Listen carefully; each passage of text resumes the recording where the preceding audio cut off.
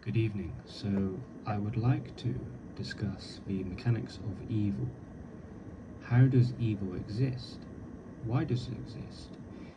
If there's a God, then why does God allow such evil? So, the first thing I'd like to bring your attention to is that how evil you are is directly proportionate to how selfish you are. You see, evil and selfishness go hand in hand. Have you ever noticed that when someone is acting evil and they're doing wrong, they're doing it from a place where it's all about them, right? They're not thinking about you. They can't be less concerned, in fact, about you. But in their own mind, in their own kind of convoluted and messed up way, they are actually acting from a good intention. You see, the evil person, the person that's doing evil, in their own mind, they're thinking they're doing good. And in a messed up way, they're actually seeking happiness. You see, they're seeking happiness and they are committing evil. But only if they realised that evil was directly proportionate to how selfish you are. You see, there's something I'd like to bring your attention to, which is that when the mind ponders evil, it is very good at pointing out other people's evil, right? For example, you think, that person over there, look at them, look how evil they are, look how selfish they are. It's very easy to do. And you think, why can't they see what I see? It's just plainly obvious. But this is the trap of the mind. The trap of the mind is to not notice the evil within. You see, before we start to change the world, we have to notice the evil within. We have to let our light shine so brightly before men that they may glorify the Father that which is in heaven, and not just glorify yourself. Now, I'd like to bring this to a Islamic perspective, if I may, which is the Prophet Muhammad sallallahu alaihi wasallam. He said something like this. Now, granted, I don't have this memorized, but it was a very interesting hadith I heard, which states there are 3 levels of Iman. And Iman, let's say, is the belief we have in God. So there's 3 levels in order. So the highest level is that the one who sees evil changes the evil with their hands. They actually go out into the world and they recognize it and they say, this is evil, I'm going to change it. Indeed, there's a level below this, which is one who cannot change it with the hands. They must use their mouth to speak against evil. Indeed, you recognize the evil and you speak out against it. Indeed, the person that cannot even speak out against it, then they must change how they feel in their heart. So it's going, the highest level is changing with the hands. The medium level is talking out against evil, being a voice of good. And then the lowest, but not discriminated against, is the change of heart. Because look, guys, here's the thing. You see, an evil person will... an evil person, right, can be happy, can be joyous, can feel like a winner when they're doing all these wrong things. But until their fruits have ripened, that's when it changes. See, when the fruit of the evil seeds you have planted becomes to ripen, and you begin to reap what you sow, game over. Yeah, so let's be fair and let's talk about this from a more biblical point of view. And now let's just look at the life of Christ. So the life of Christ he was a bit of a warrior, wasn't he? He was out to change evil. I mean, look what he did. The flipping of the tables, the talking out against the Pharisees.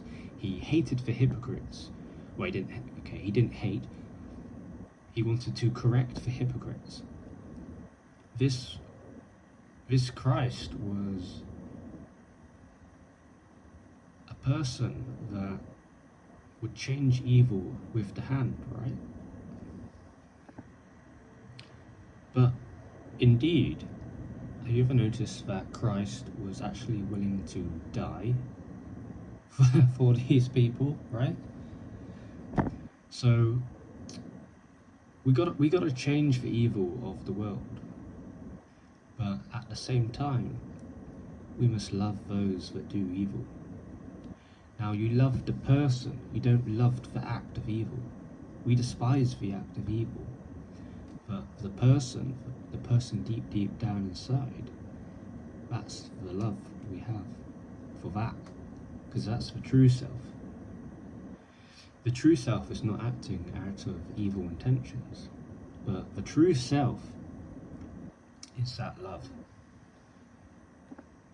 Now, some of the things I hear on YouTube and on the internet and such is that evil, this is coming from more New Age kind of school, which is that evil does not really exist. Evil is a byproduct of your survival agenda. You see, what they teach is that evil is connected to the ego and it's biased to what you care about. For example, you don't care about stepping on bugs when you're running across the grass, but then you care about the suffering of your child or your mother or whatever it may be. So the claim is that it's almost an illusion. But I would like to say that suffering and evil indeed is not an illusion. It is very real, and indeed it pains God's heart so much to see the evil happen, and God never wanted that evil thing to happen, believe me. So, you see, we live in this world of duality. We have the sun and moon, we have the day and night, we have good and evil, right? So in this world of duality, light and dark, etc., it's almost as if, and I'm not saying this is true, but just as almost just a thought, that it's like, how can I say, Earth is like a training ground for the soul. You see, Earth is, would you really appreciate the good things that happen in your life without the suffering? Now, not to bring this back to the Quran too much, but in Surah Baqarah, the angels said to God, okay, so God, you're going to make Earth, and you're going to populate it with humans, humans that will shed blood, will do evil things, whereas us angels, all we can do is good. We will praise your name high. we will do good on earth. So we don't understand why you're putting a human on earth. And he said to Adam, obviously Adam being the first person, he taught him the names of things. You see? He taught Adam the names of things. I don't know what things. Just say comb, light bulb, spoon. Now, he went to the angels and he said, now the angels didn't know the names of these things. And he said, okay, angels, tell me the names of these things. Tell me the name. And the angels said, well, not all of them, but the majority said, well, we don't know. We only know what you have taught us. Then he said to Adam, Adam, you name these things. And indeed Adam said, light bulb, comb, and spoon. So what does this mean? Well, perhaps my interpretation of this is that we do have the capability to do evil because we have the capability to learn. You see, if God just placed angels on earth, their mind is not free. They're almost like robots, almost like slaves, just doing good. But how much more is it when we have that decision? We can learn. We can learn right from wrong. So you see, the act of doing good and not being evil has now become authentic. So this has been my first video on pondering the mechanics of evil.